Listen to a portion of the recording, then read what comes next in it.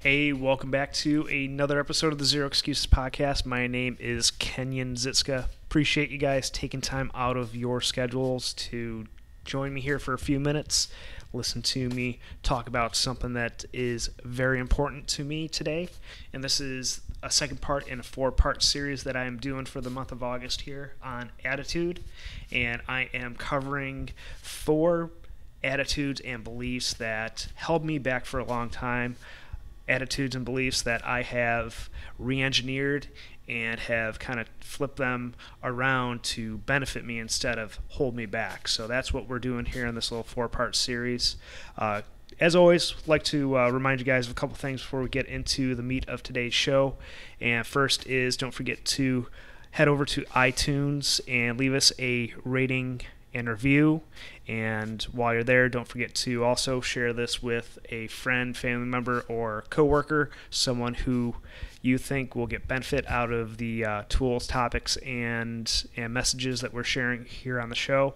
Would greatly appreciate you doing that. You can just head over to kenyonzitska.com/iTunes. It'll take you right to my iTunes page. And also, don't forget to hop into our free Facebook group over at kenyonzitska.com/group, and it will take you right where you need to go to join our group.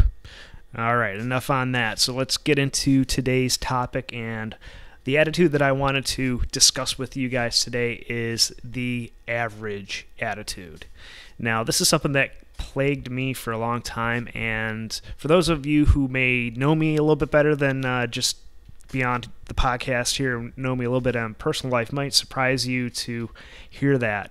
But I really think that this mindset, this attitude that I carried with me for a long, long time, held me back from, having even more success than I've had in my life. And what I mean by average attitude is that I kind of went through life checking some boxes of things that in my mind, I thought I should have. Someone who's a responsible adult should have a college degree. Someone who's a responsible adult should own a home and have a mortgage and have all the problems that come along with that. And it kind of boils down to, I had this preconceived notion of what I should be doing as a responsible adult. And this attitude really was just born out of the environment that I was raised in. My dad was a your typical blue collar worker. Not knocking that at all. That we had a great life growing up and whatnot. But I had that as an example of what I should be doing, and I really didn't take the time to take a step back and decide for myself exactly what I wanted my life to look like. And I talk about that a little bit on previous episodes, talk about vision. And I really think that's important, because if we don't set that vision, we only have the example of other people around us to decide what we should be doing. And if we don't take the time, like I said, to decide what we want, we're going to be kind of going through this thing called life. We're going to be going through the motions of it. And I really think we need to take a step back. And the other thing that this attitude kind of caused me to do is to be satisfied with getting average results, as the name implies. And again, you have to decide what the results that you want, independent of what other people are doing and independent on what their opinions are. I mean, look, the only limitations that are placed on you are the ones that you place on yourself.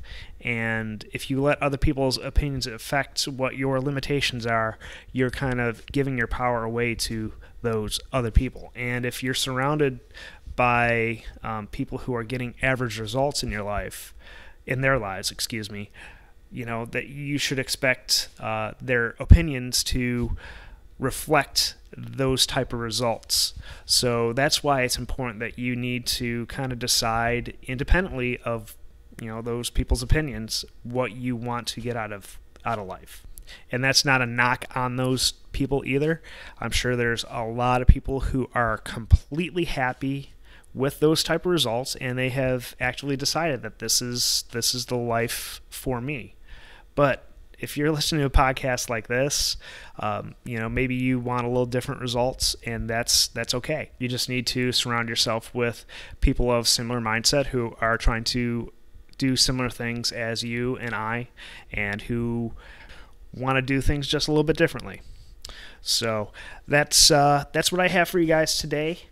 And if you are looking for a group of men who are looking to take those bold steps and implement the very tools, strategies, and ideas that we talk about here on the podcast, encourage you to head over to kenyonzitska.com/results to apply to be a part of our exclusive mastermind. It's a small, tight-knit group of men who are doing the work to get the results that they want in their life. And if you want to work one-on-one with me, I'm currently taking folks on my wait list for my discipline coaching program. You can apply to be a part of that at kenyonzitska.com/discipline. Alrighty, guys, thanks again for tuning in, and I will talk with you again soon.